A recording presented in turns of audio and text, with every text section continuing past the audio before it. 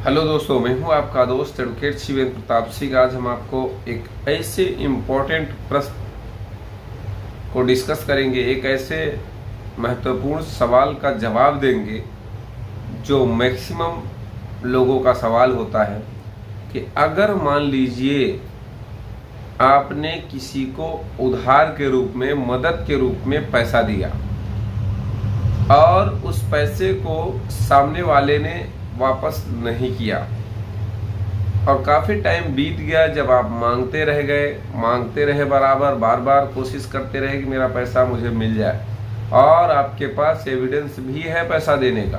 कहने का मतलब ऑनलाइन दिया हो, ट्रांजैक्शन किया हो, कैश के बजाय जो है चेक दिया हो या आरटीजीएस किया हो या बैंक से ट्रांसफ़र किया, कोई भी तरीके से आपके पास प्रमाण है। ऐसी स्थिति में देखिए, यहाँ पे दो सवाल उठते हैं। एक, केस से आपको बचना है, दूसरा ये कि आपका पैसा वापस कैसे हो।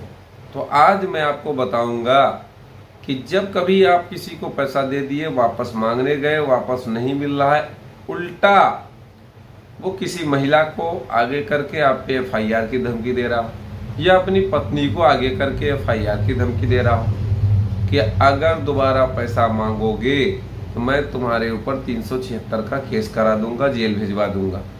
अब कभी कभी देखा ये जाता है कि भाई जो पैसा लिया है 10 लाख, 5 लाख या 2 लाख जो भी लिया हो, वो पहुंचा थाने पर भी 10, 20, 50 हज़ार दे दिया।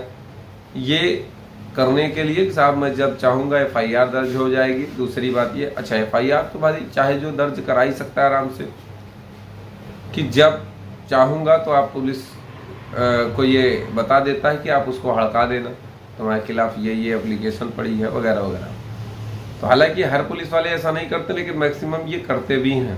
पार्टी से मिल मिला के दूसरे पार्टी पर दबाव बनाना, प्रेशर बनाना, उनसे भी पैसा डिमांड्स करना। पुलिस वाले दोनों लोगों से पैसा ले लेते हैं, ऐसा भी है। किसी पे आरोप प्रत्यारोप नहीं लग रहा है बाय नेम, लेकिन सच्चाई यही है। हालांकि मैंने एक शब्द कहा, सब मैक्सिमम ऐसा सब लोग करते नहीं हैं, लेकिन ऐसा करने वाले भी लोग हैं।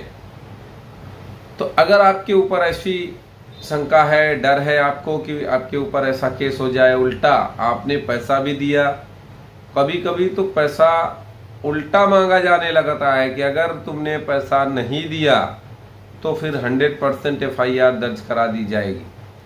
अब लो बेचारा खुद पैसा भी दिया और अपना पैसा मांग भी नहीं रहा है या भूल गया, और उल्टा एक केस की धमकी अलग मिल रही, अलग पैसा देने के लिए भी प्रेशर बन रहा है। तो ऐसे लोगों को डरने की ज़रूरत नहीं है। अगर आपने पहले से ट्रांजैक्शन किया है, आपने पहले से पैसा दिया है और आप जब मांगने गए तो इस तरह की धमकी मिल रही है, तो आप पूरे प्रकरण को लिखिए कायदे से, कब कब पैसा दिया, किसको दिया, कितना दिया, कैसे दिया, और आपके ऊपर कब कब प्रेशर बनाया गया, धमकी दी गई, कब कब पैसा वापस नहीं दिया गया कि या कितना दिया गया, ये सब लिखते हुए एक एप्लीकेशन दीजिए एफआईआर के लिए कि मेरा पैसा भी मुझे दिलाया जाए। और जो लोग इस तरह की धमकी दे रहे हैं 376 का केस करने की, रेप केस करने की, मैं कोई अपराधी नहीं हूँ, मेरा इनसे कोई वास्ता सरोकार नहीं है, रेप केस जो लगाने की धमकी दे रहे हैं फर्जी है।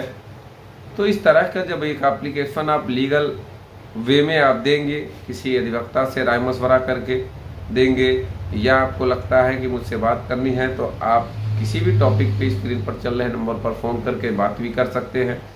अगर एप्लीकेशन वगैरह रेडी करना रहेगा तो उसके बारे में भी बात हो जाएगी। तो आप एक एप्लीकेशन दीजिए, बाय नेम दीजिए, कोई डरने की ज़रूरत नहीं है कि मेरा पैसा वापस नहीं दिया जा रहा है, उल्टा मेरे ऊपर प्रेशर बनाया जा रहा है, धमकी दी जा रही है एफआईआर करने के लिए। गारंटी मैं ले रहा हूँ, इन केस वो एफआईआर अगर आप पे कर भी देती है महिला या वो पुरुष अपनी पत्नी को आगे लाकर वो एफआईआर कर भी देता है, तो उस एफआईआर में अगर आप सावधान रहेंगे तो कुछ नहीं होगा। कभी किसी कीमत पे आप जेल नहीं जाएंगे, एफआईआर क्वैश भी हो जाएगी। क्योंकि देखिए, पहली बात तो ये कि आपने उनको पैसा दिया और आप जब पैसा मांगने के लिए गए तब ये प्रेशर बनाने के लिए एफआईआर लिखी। देखिए, मोटिव बहुत बड़ा बात होती है किसी भी केस में, कि किन कारणों से एफआईआर दर्ज की गई, वास्तविकता क्या है। जब वास्तविकता सामने आती है तो डिस्ट्रिक्ट कोर्ट या डिस्ट्रिक्ट लेवल की कोर्टें जो है भले ना सुने आपको, हाई कोर्ट तुरंत सुनती है और आपको आपके फेवर में ऑर्डर करेगी। तो आप बेहतर यही है कि आप उस एप्लीकेशन को दे दीजिए। और ये मत सोचिए कि एप्लीकेशन देने से कल को मेरे ऊपर केस हो जाएगा। क्यों हो जाएगा भाई कल को केस? अगर हो भी जाएगा, अच्छा क्या गारंटी है कि आपसे जो पैसा मांगा जा रहा है आप दे देंगे तो उसके बाद केस नहीं होगा? अगर एक बार आप किसी को दे दिए पैसा तो उसके पास तो बार बार लालच आएगी ना। तो देखिए, अपराध करने से ज़्यादा गुनाह अपराध सहने वाला गुनहगार होता है।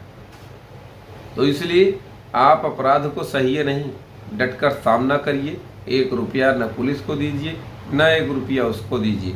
अगर आप खुद आपका पैसा लेके रखे हैं, वो लोग बैठे हैं, तो आप अपने पैसे के लिए रिकवरी सूट भी फाइल करिए कोर्ट में। 1-1 रुपया मिलेगा, मैं ब्याज मिलेगा। आप परेशान न होइए। उम्मीद करता हूँ, आशा करता हूँ आज का यह वीडियो आपको बेहद पसंद आया होगा। अगर वीडियो पसंद आए तो वीडियो को लाइक करें, शेयर करें। यूट्यूब चैनल SP 72 कानून प्रयागराज को जरूर सब्सक्राइब करें।